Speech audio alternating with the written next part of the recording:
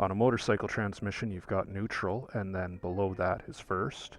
One full shift up is second, then up is third, up fourth, up fifth or sixth, seventh even on some bikes.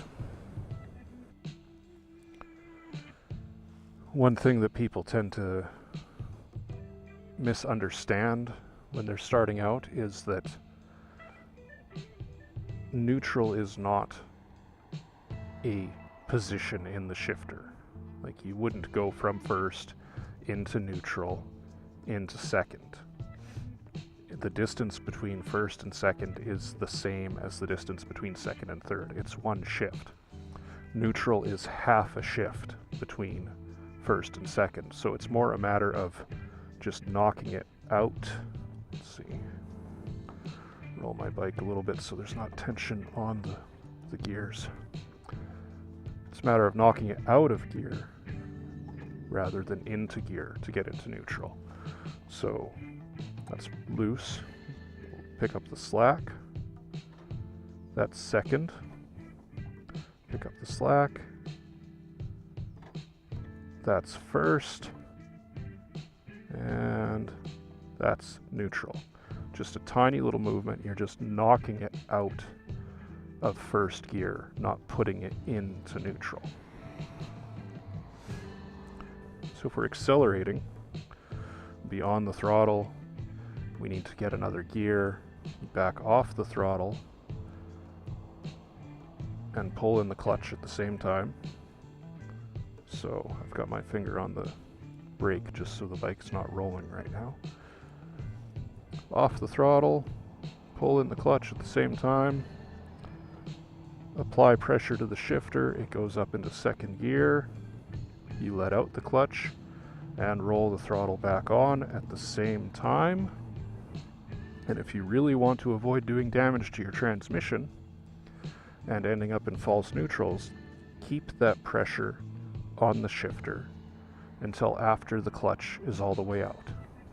It only takes a tiny little bit of pressure to shift, so maintaining a little bit of pressure on that lever is not going to hurt your transmission. It's not going to do any damage to it, but it will ensure that the bike is properly shifted, rather than if you do a sloppy shift and just bang on that and let go and then hammer out the clutch, you might round out your gears. You may end up having it slip into a false neutral, which is just not into any actual gear, just an absence of gears.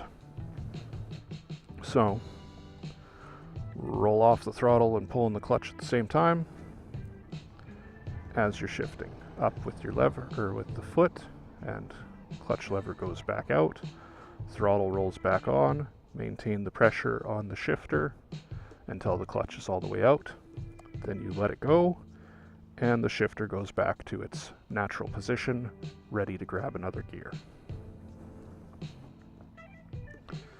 Downshifting, same basic idea. You want to roll off the throttle and pull in the clutch, apply pressure, and then let out the clutch, and you will, if you're trying to maintain the same speed, you'll want to roll on more throttle as you're letting out the clutch, because the lower gear will require a higher RPM. So you need to get the RPM up to match the wheel speed. Make the engine speed match the wheel speed in your lower gear. If you're just slowing down, then you won't have to bring the RPM up as high. But you can match the RPM as you're letting the clutch out. You can adjust however much you need as the clutch is coming out, both with your upshifts and your downshifts. You don't necessarily need to use your clutch, but when you're starting out and getting familiar with a bike, that is the best method. It's going to save your transmission any sort of extra wear, and it's going to save you the hassle of trying to figure out how to shift without a clutch. But you definitely can do clutchless shifting. Now, with the motorcycle transmission, you don't have to go into each gear and let out the clutch in each gear. You can just go, see, I'm in first, I could go up into second and then grab third again before I let out the clutch if I wanted to skip a gear. You don't generally do that when you're going up a gear, but when you're downshifting, if you're in an emergency stop situation or you're just slowing down quickly for like a red light on a highway, you can go down a couple of gears at a time. In an emergency stop, let's get this thing up a few gears here.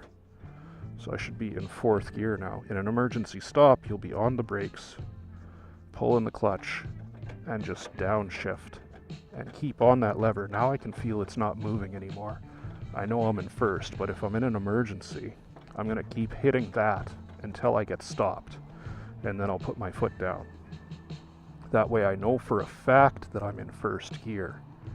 And if I need to get out of the way of someone who isn't stopping in time, I have that ability. I can get stopped, check my mirrors, make sure anyone behind me is also getting stopped, look for my escape route if I need to go around something that I stopped for. If I need to go over there, I can, or over there, whatever it is, whichever direction I need to go, I can get there, and I'm in first gear, so all I need to do is give it some gas and let out the clutch, and I can be rolling again in case there's someone behind me that is not stopping in time.